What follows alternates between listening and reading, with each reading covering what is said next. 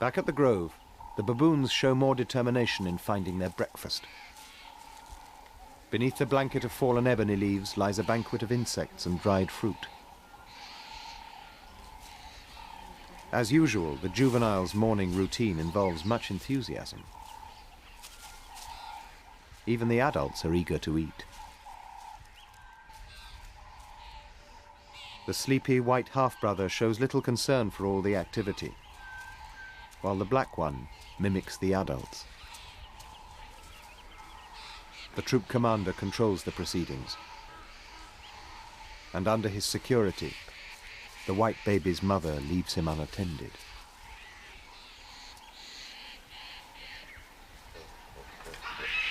In the wings, the rival gets up to his usual mischief. Then he spots a prime opportunity. The unguarded half-brother. He acts quickly. But the troop commander sees him.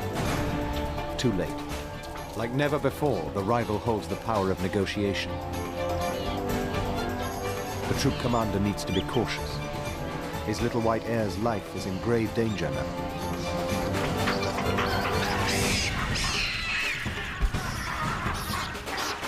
And the rival taunts him with his hostage. The mother launches in and snatches the baby away.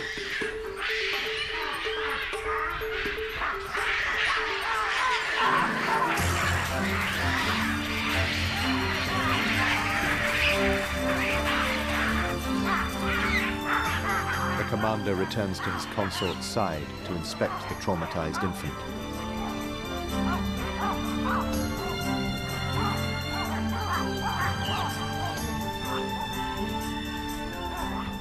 A last rush to the edge of the grove to ensure that the rival left the scene.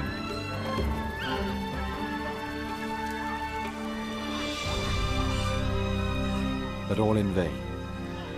The rival's assault has killed the white infant. The commander loses a precious heir.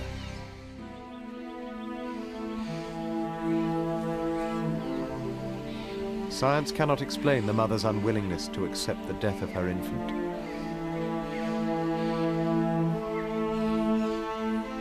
She remains a slave to her maternal instincts, dutifully grooming her infant and guarding it.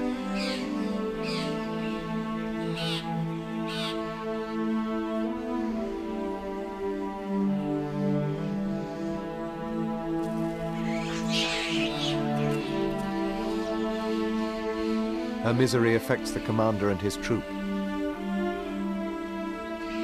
There will be no carnival today.